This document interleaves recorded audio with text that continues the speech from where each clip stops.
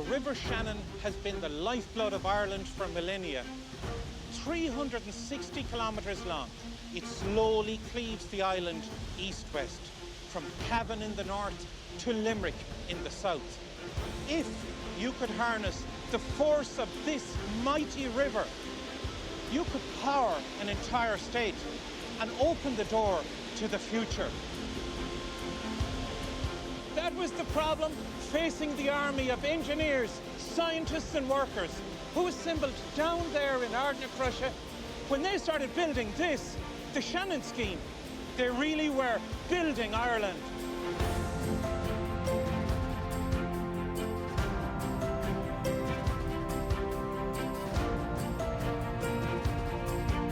In this series, our team, an engineer, an architect and a geographer, is exploring some of the finest examples of Ireland's building and engineering heritage.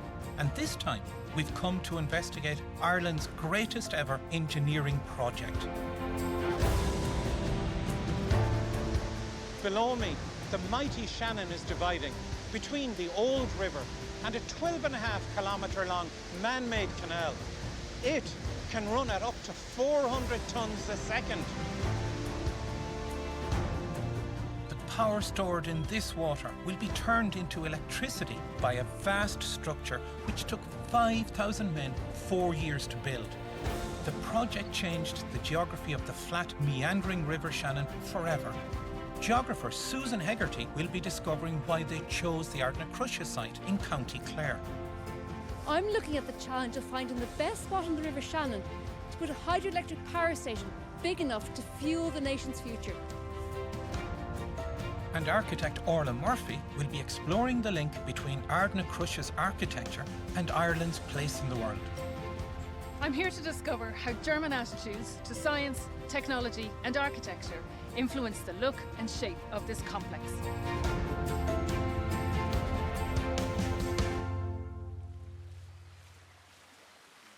The Shannon hydroelectric scheme was an ambitious solution to a serious problem.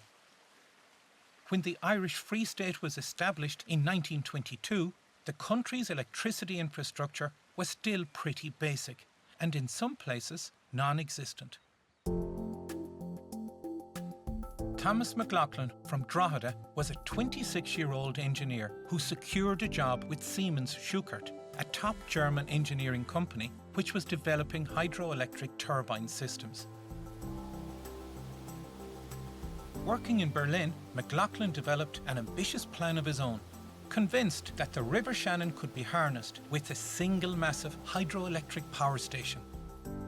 One of his old friends from UCD, Patrick McGilligan, had become Minister for Industry and Commerce in the Free State government.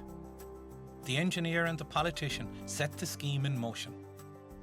Ardnacrusha was vitally important to the Free State's image of itself. However, first and foremost, it was an engineering project, a series of challenges that had to be solved one step at a time. And it wasn't just any old engineering project. It was the biggest hydroelectric scheme ever undertaken in the history of engineering. It was a courageous gamble for the new Free State to devote 20% of the country's budget to a single high-technology engineering project. Siemens Schuckert, a German company, was contracted to do the job in 1925, and 150 of its staff supervised Irish workers. Engaging an overseas company had significant symbolic value. The Irish Free State was emerging from the shadow of the British Empire and reaching out to the wider world. The stakes couldn't have been higher. They would have to build a massive dam wall with sluice gates to hold back the 30 metres high wall of water. The water would then have to fall towards a massive coiled tube which would spin the turbine and shaft, generating electromagnetic energy and creating electricity. Water passes through these huge steel tubes called penstocks. Now, when I say passes through, it's a bit more impressive than that. Water is thundering through each penstock at 100 tonnes every second. The penstocks are 41 metres long and 6 metres in diameter, big enough to drive a double-decker bus through. Although the complex and equipment has been refurbished several times, Ardnacrusha has changed very little since it was opened. Alan Bain is the power station manager. Alan, where are we now? At the moment, Tim, we're in the generating hall in Ardnacrusha. What we have here are the 3 units, which you can see there, 1, 2 and 3, which were installed in 1929. They're all Francis units. Then behind me here we have Unit 4, which was installed in 1934. That's a different type unit, that's a Kaplan unit. The difference between the two is the Francis units have a fixed blade, whereas the Kaplan is more like a ship's propeller. It has variable blades for greater efficiency. So it'll produce more power? Well, Unit 4 is designed for 24 megawatts, whereas the other units are slightly less. What can you get out of this place? Overall, it's 86 megawatts at full output. Wow. So in its heyday, it could do 86 megawatts. Yeah, and it still can.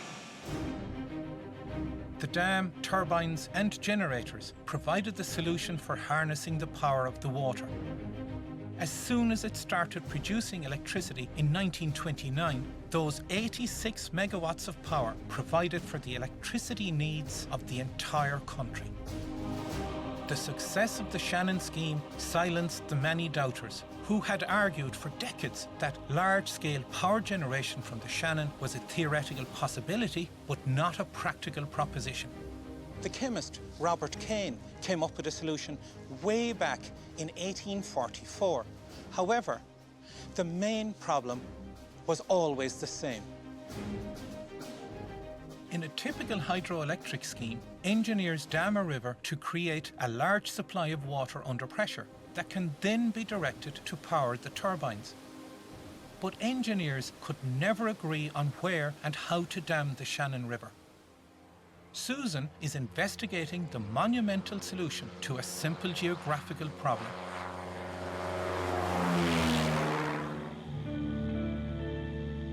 The River Shannon is the longest in these islands, but most of the landscape it flows through is as flat as a pancake. The engineers were on the lookout for a place where there's a drop in the level of terrain, somewhere the river flow narrows and increases in momentum and power. The site of the biggest drop is the ideal place for a dam. When we think of dams, we tend to think of damming the great rivers of North America, with the canyons and great waterfalls. But that isn't the landscape around here. The Shannon is a rather shallow and very slow-moving river, which is forced to meander through a lot of bogland and then broaden out into lakes. When it reaches Killaloe, the stretch onto Limerick is much more promising. At this point, the Shannon has a natural fall of 30 metres, but this location poses another problem. If we dammed the river anywhere around here, it would lead to massive flooding upstream, and that just wasn't a runner. The engineers had to find a way to take control of the river. The solution was typical of the scale and ambition of the scheme. If the river is in the wrong place, then simply divert the river. Here at Partine Weir, the River Shannon is essentially split in two, with most of the water siphoned off into a really long storage tank called the Headrace Canal. The Shannon scheme was the single biggest effort ever made to harness the natural resources of this island. And in the process, they changed the geography of the mighty River Shannon forever. The Headrace Canal would hold an immense stock of water at exactly the same level as the water at the weir. Canal embankments would be needed to keep it at that level for 12.5 kilometres, all the way down to the power station site. It was an ingenious solution. I met with ESB engineer Tom Hayes to find out more. Why didn't they just dam the entire river in the first place? They could have done that, but you've got to remember one of the big elements of a hydro station is the head, or the fall, the total fall you have. The total fall between Lough Derg and Limerick City is 30 metres, but that 30 metres occurs over a distance of about 30 kilometres. There was one point where they could have dammed the river over a short length, and that's at Castleconnell, which is some kilometres downstream of here. But the head that they would have got out of that scheme would have been 15 metres. But by constructing the weir here and the Headrace Canal down to Ardnacrusha, they were able to capture the full head of 30 metres.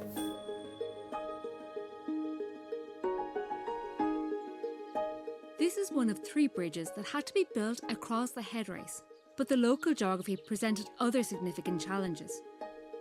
The Shannon is not the only river to cross through Clare at this point.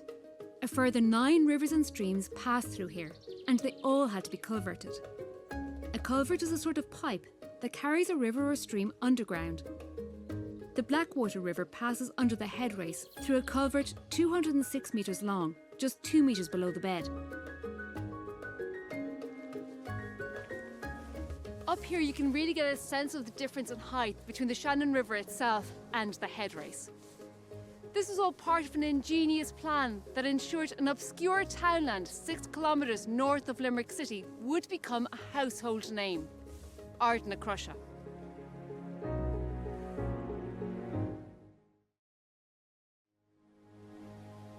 While the Partine Weir was being constructed, a dam was also being built in the middle of the countryside at the Ardnacrusha site, years before water ever got near the place.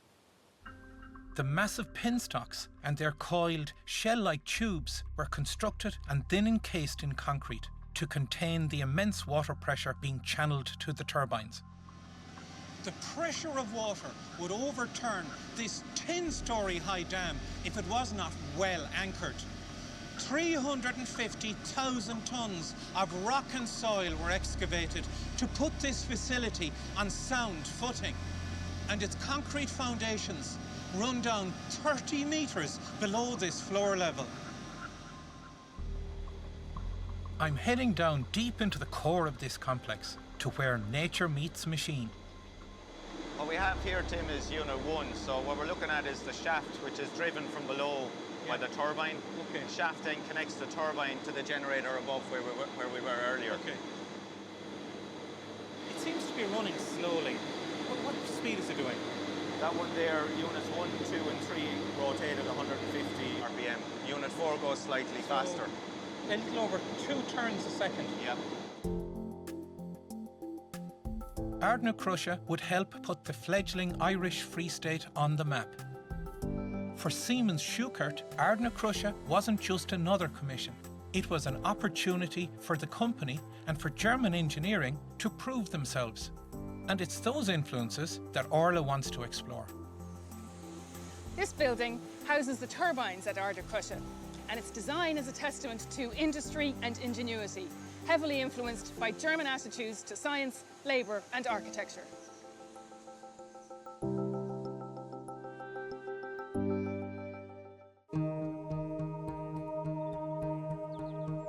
The Ardnacrusha hydroelectric station has a distinct German look.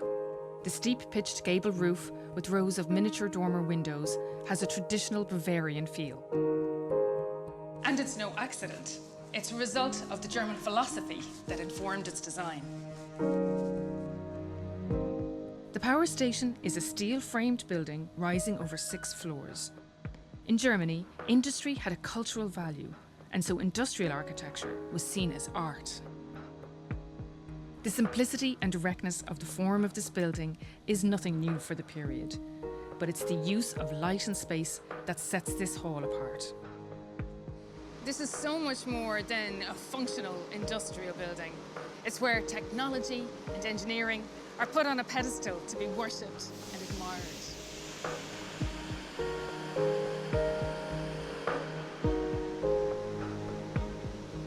These huge vertical windows flood the space with natural daylight. It's as if you're in a cathedral, and I suppose in a sense you are. This is a cathedral of industry, built not just to serve an engineering function, but also to celebrate it.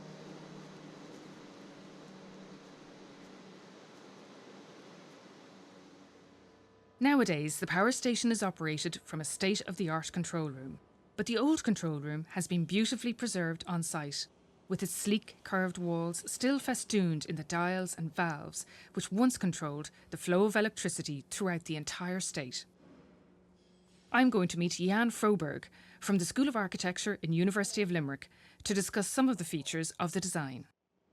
There's a certain quality to the architecture of the whole complex, actually. Can you tell me a little bit about that in terms of its context in what was happening at the time in architecture? We're looking at a time when German design tried to transport a craft sensibility into an era of mass production, and to make sure that that quality wasn't lost. And I recognize many details in things like door handles and the paneling in the lobby downstairs. And I think one can read that care and that level of attention in all those little things. Is this a strictly modern building? Not really, I'd say. The steeped pitched roof, for instance, renders it a more classical building, almost. It surely uses a recourse to classical language to tame the disorder of modernization, to make this new technology less threatening in a way, more homely. So if you want to look at modernity, you need to look elsewhere, probably even at how the scheme was advertised. And we can look at those illustrations. Progress features big in those, using modern type, explaining in simple words what this was about, illustrating the big work that was going on. That strikes me as being quite different from the way electricity was advertised in Germany, where designers would have used Art Deco imagery to advertise this new technology in a much more abstract way. That is quite different from this mythical symbolicism that's running strong in an image like this, and even more so in an image like this, which I find amazing and frightening at the same time. I suppose it's controlling the electricity for the whole country, which is pretty amazing, really. Yes. And I think that's also a moment that is quite unique to that moment in time, that you can have a positive association with kind of total control over something, whether it's electricity or the country. Kind of a few years down the road, kind of those sentiments would shift. So total control isn't a thing that you'd want to think of anymore. Ardnacrusha became a tourist attraction. Railway companies organised excursions, a day trip to see the big engineering in action. By 1929, it was estimated that over 250,000 visitors arrived from all over the world to watch this epic tussle between man, machine and nature. When it was finished, Ardnacrusha was the biggest hydroelectric power station in the world. Ireland, as a new state, was positioning itself at the cutting edge of scientific progress, embracing both tradition and modernity. It took 4 years to build the Shannon Scheme, and rural Ireland had never seen the like of it. For Siemens Schuckert, the project was something of a loss leader, but any German company and its workers were glad of the chance to earn foreign currency. For the duration of the build, this corner of County Clare became a German enclave.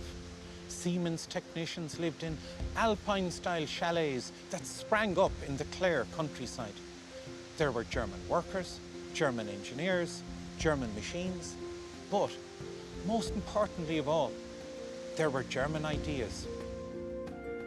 The weir, dam and power station are very impressive engineering feats in themselves. But there's another aspect to the Shannon Scheme that, if anything, is an even more impressive achievement. The 12.5 kilometre long, 100 metres wide canal, or Headrace, feeds water from the weir at Partine to the turbines, and a 2.5 kilometre canal, or tail race, returns the water to the Shannon.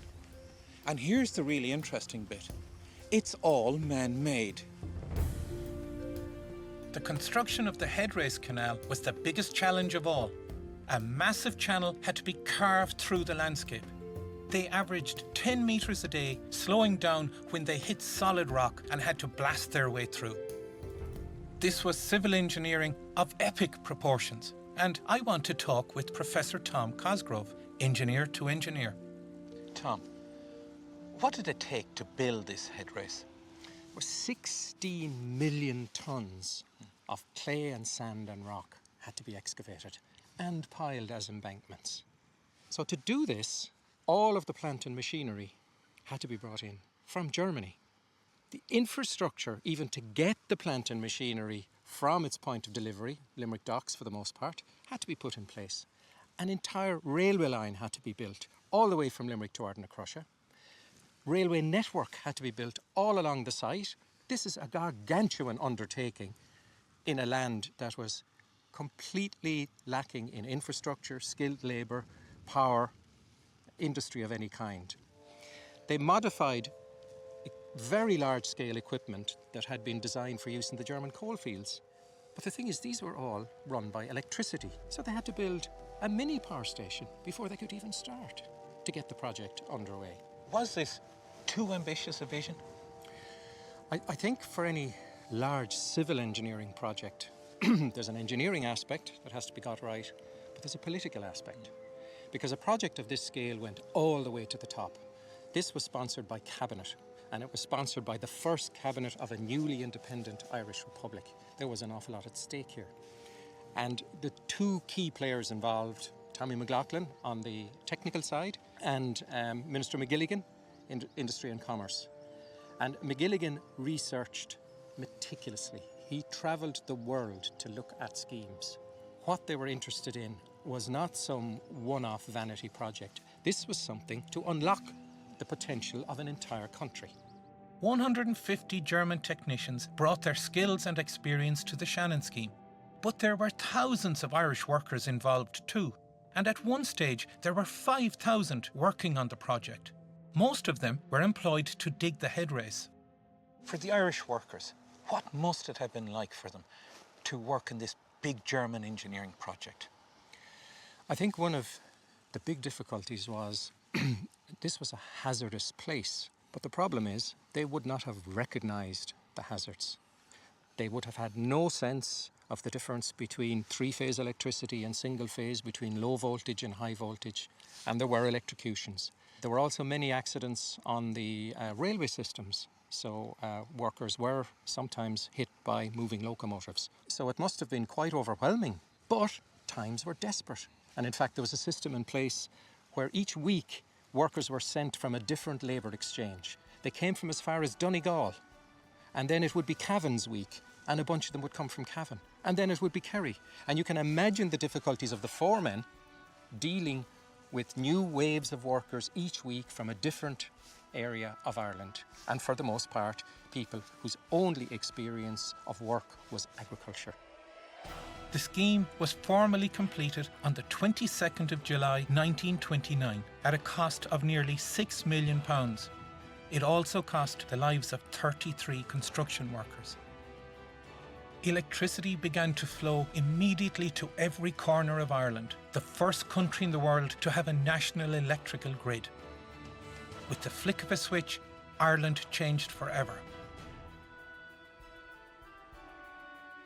Dr. Thomas McLaughlin, the young engineer who gave Ireland a glimpse of what was possible under independence, went on to become the first executive director of the Electricity Supply Board. The greatest legacy of Ardnacrusha is that it reminds us of a time when an impoverished state sought radical, ambitious, world-leading solutions to its infrastructural problems. Over the coming decades, the light of modernity would spread into every corner of every province. The Lakes of Killarney, a landscape that launched 1,000 brochures. It attracts tens of thousands of visitors each year from around the globe. The beauty is natural, but its status as a haven for tourists is entirely man-made. Killarney is often cited as the birthplace of modern Irish tourism, an industry which has served as a cornerstone of building Ireland.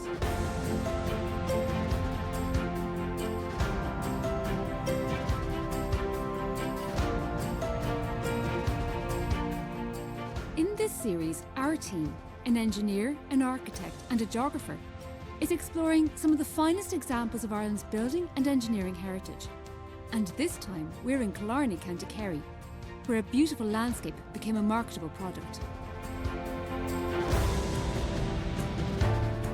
Successful tourism is often built on quality hospitality, and architect Orla Murphy will be finding out how Killarney became the go-to holiday destination for international visitors.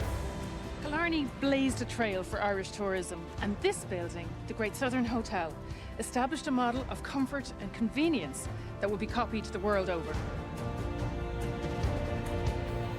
But spectacular scenery and cool linen isn't always enough to attract tourists.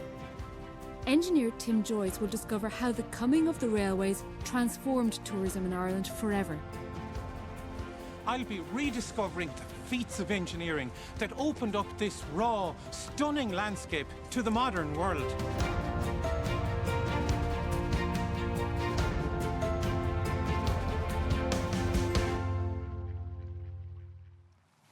The history of modern Killarney begins as a tale of two families. The Herberts, who lived in Muckross House, and the Browns, who resided here in Killarney House. The Browns were granted huge chunks of Kerry by Elizabeth I, while the Herberts made their money from the local copper mines. But it was still hard to turn a profit from this landscape. The ice flows of the last glacial period left behind the valleys and lakes we know today. But while the scenery is spectacular, the poor soil and rocky land made it almost impossible to farm. Thomas Brown, the 4th Viscount of Kenmare, had an idea. He realised that the wealth of Killarney wasn't buried beneath the landscape, it was the landscape. And with that brainwave, the Irish tourism industry was born. I've met up with local historian Conor Duan at the newly developed site of Killarney House. The restored coach house and yard brings you right back to the days of the big house and of powerful landowning families. Conor, what's the relationship between the Brown family and the development of tourism in Killarney? It was in their own self-interest to develop not only industries like milling and mining and the linen industry, but he also had to develop the tourism industry to run such a vast estate. Their estate was 136,000 acres at its peak. So as early as the 1750s, Thomas Brown is already developing the estate for visitors.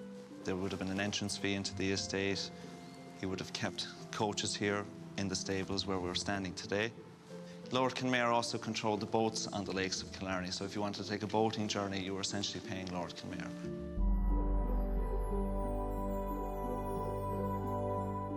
The idea of tourism comes from the days of the grand tour of the classical sites of Europe, once a rite of passage for the sons of the elite. By the early 19th century, the grand tour had fallen out of favour. Britain was at war on the continent, and besides, tastes had changed. With the birth of the Romantic movement, tourism became less about gallivanting through the great cities of Europe and more about seeking solitude in nature, with a degree of comfort, of course. With its misty peaks and mysterious lochs, Killarney brought to mind the Highlands of Scotland, a very fashionable holiday destination. Killarney could be Ireland's answer to the Highlands, but while Kerry had the scenery, it was even more inaccessible. A technological revolution was about to change all that. From the 1830s, the railway started to spread across Ireland like an iron rod. In 1853, Lord Kenmare persuaded the Great Southern and Western Railway to extend their line down to here, and Killarney has never been the same.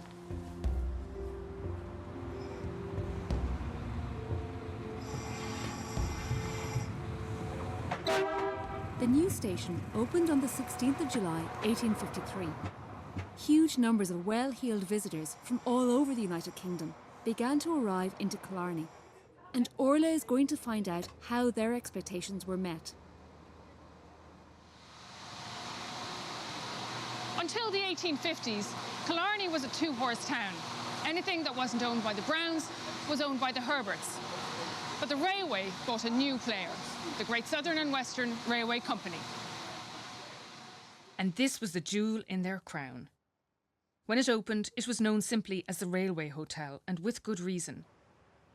It was the only such hotel in Ireland, and some say the first hotel built by a railway company in Europe. The Great Southern and Western enjoyed a total monopoly. They owned the train you came here on, the station it arrived at, the land it was built on, the hotel you walked to, even the bed you slept in. It was a sweet deal.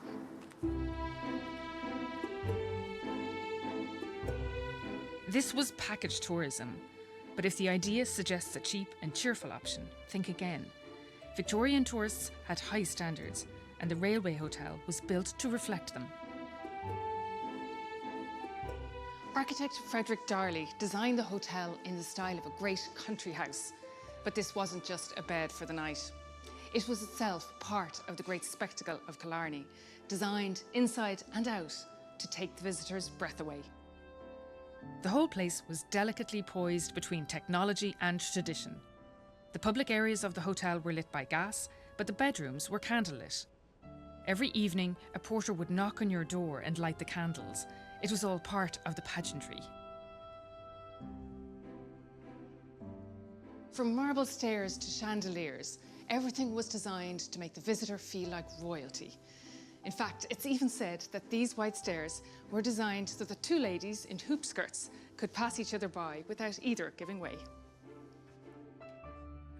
The dining room is where the hotel and the guests got a chance to show off.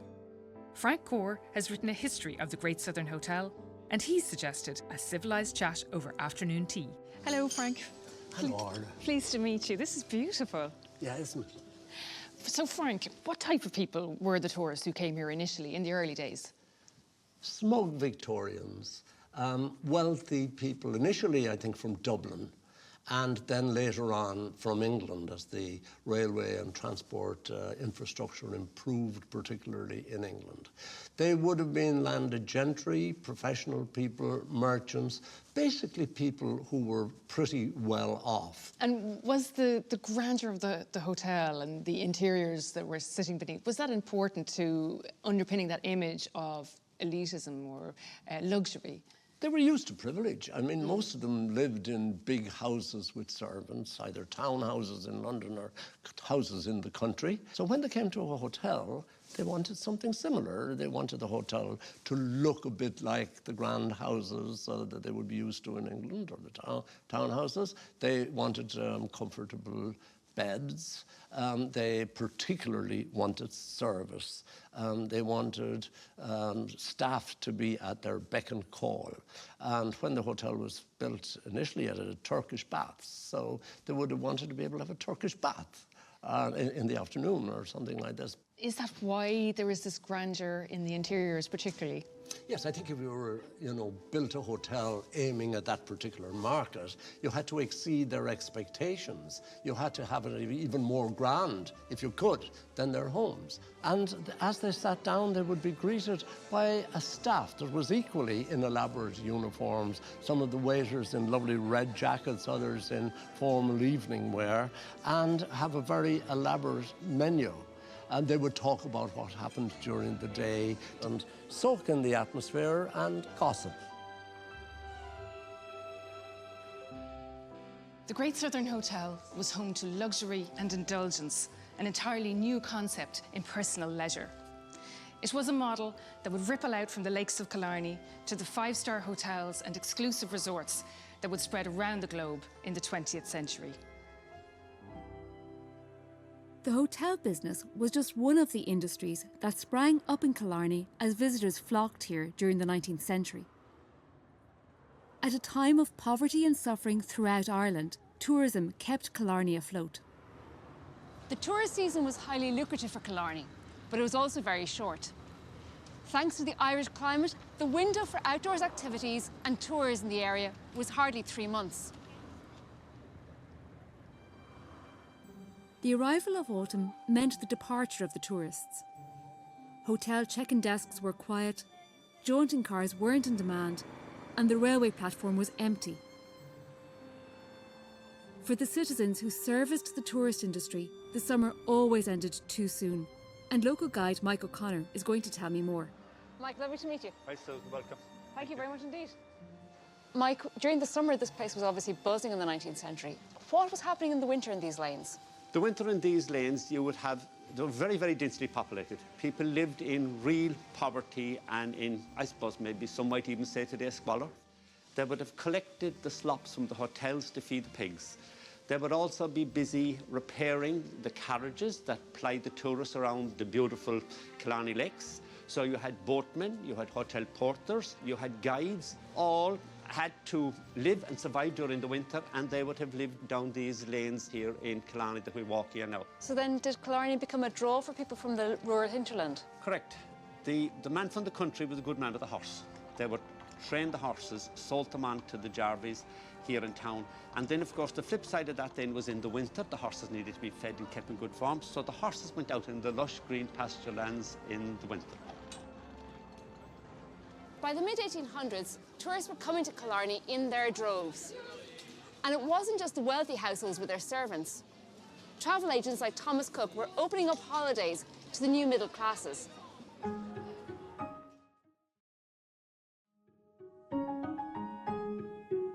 For those Victorians who could afford one, holidays became a sort of secular pilgrimage, a timely escape from the noisy, dirty industrial cities.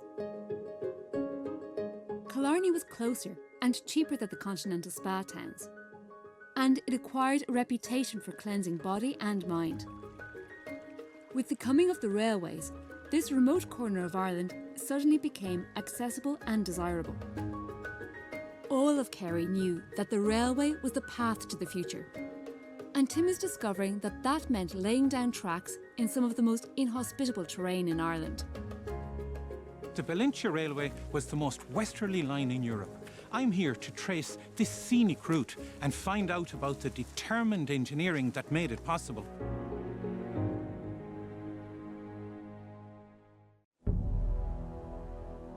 The spread of railways put remote places like southwest Kerry within easy reach of major cities.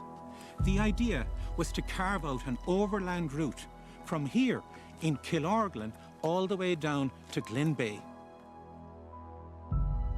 The idea of a railway connecting Cahersiveen with the Great Southern and Western Line had been around since the 1840s.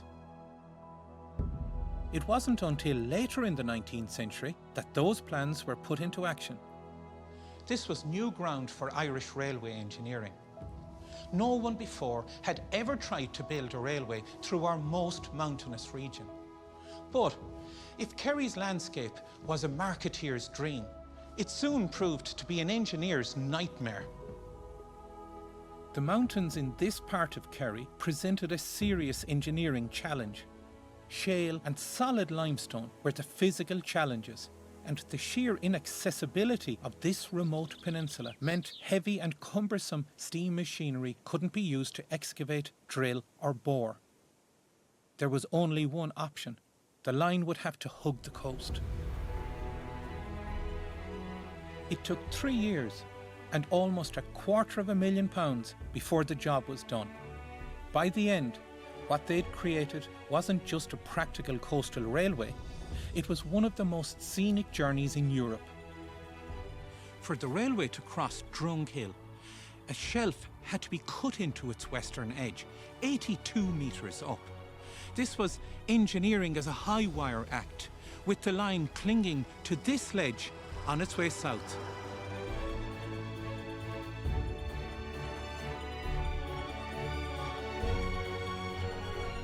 From Drung Hill, the track passed through 3 tunnels, blasted out of solid rock, before sweeping around the bend towards Glinsk. This landscape forced the railway engineers to make practical decisions on when to go through a mountain or around it.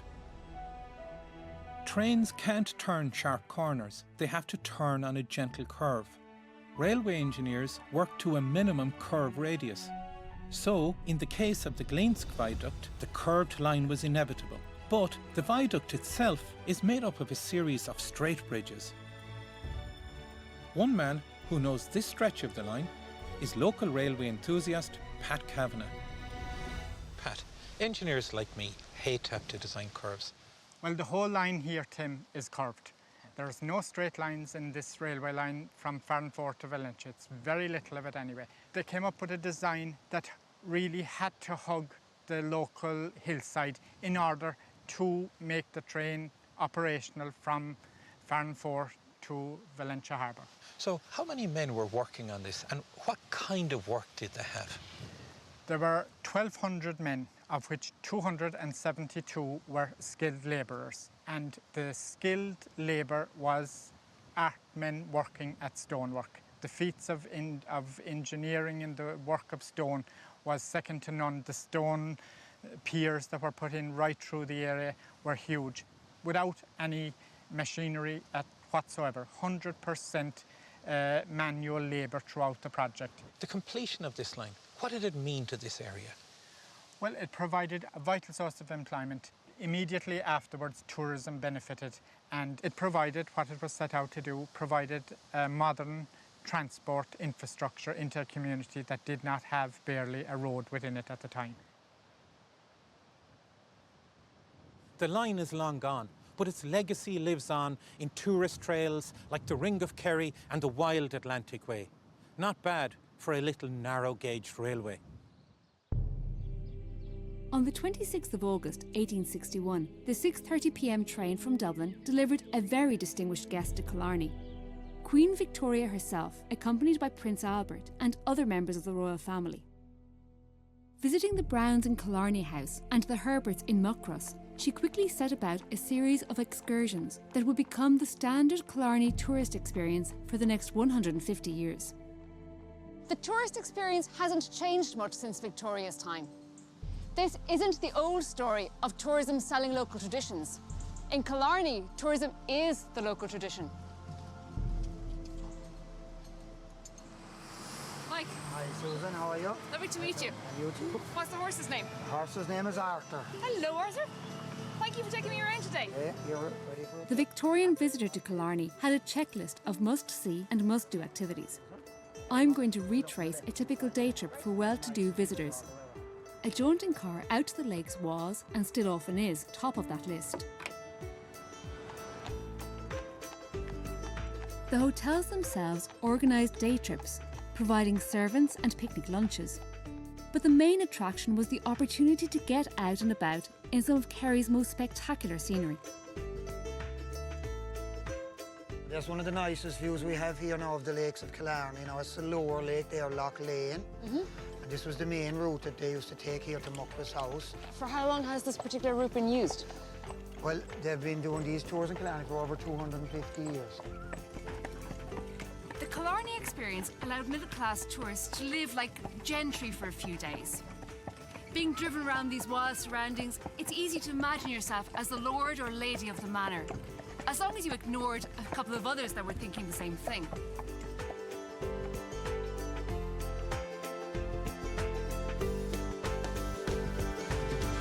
Torque Waterfall is one of the reasons why Killarney was voted into the world's top 10 tourist destinations by a hotel booking website in 2016. And it all started with a royal visit. Jerry O'Grady knows that story. And you. Jerry, what do you think attracted Queen Victoria here? We believe there were a number of reasons. She had a passionate love, apparently, with Scotland and the Highlands. And so you're looking at a very similar landscape here. She was very friendly with the Brown family, and they had continued to invite her, and I suppose eventually she had to relent.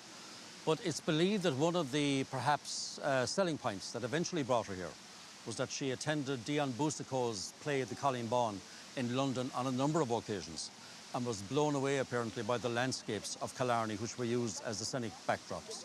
So perhaps that was the one that actually swung it at the end of the day.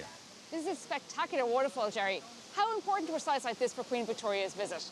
The Torque Waterfall, Muckross House, the Gappadon Low, the lakes, the jaunting car trips, all of these were central to her itinerary when she was here. And to some extent, I suppose, it actually set the pattern of visits and trips that individuals and groups would take subsequent to her visit. How significant was her visit for the tourism industry? Her visit gave us the platform to expose internationally what we had to offer. And now that we had access through the railway, which was critical as well, we now had a vehicle. And I don't like calling Queen Victoria a vehicle, but that's essentially what she was for our industry. And it enabled us to put abroad every one of the features that she visited, every step she made, every conversation literally that she had, everybody she met. They were all covered in great detail in media like the London Illustrated Times, and it became the routine itinerary for groups and for individuals after that. Was there any infrastructure here at the time when she came initially? There were a couple of small hotels, number of inns, accommodating about 500 people in total in Killarney. If we move on to when Thomas Cook arrived, which was 1895, that had increased already to perhaps approaching 2,000. And today we're talking 13,000 people can be accommodated in Killarney. And the match that lit that fuse, without any shadow of a doubt, was the visit of Queen Victoria, preceded by the arrival of the railway. They were the two factors that made the industry what it is today. The Killarney Package Tour gave tourists a flavour of the country pursuits enjoyed by the landed classes. Just a hint of the pomp and ceremony surrounding hunting, shooting and fishing on the lakes.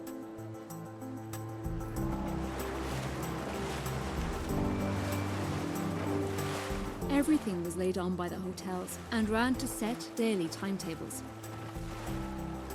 The boat trip across the lakes was, and is, an essential part of the Killarney experience.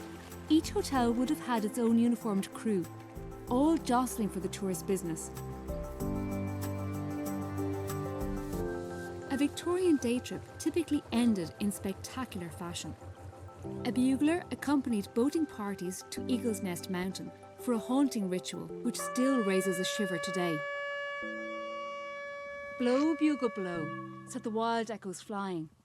And answer echoes answer, dying, dying, dying. The words of Alfred Lord Tennyson after his visit to Killarney. What a magnificent way to show off the splendid isolation of this place.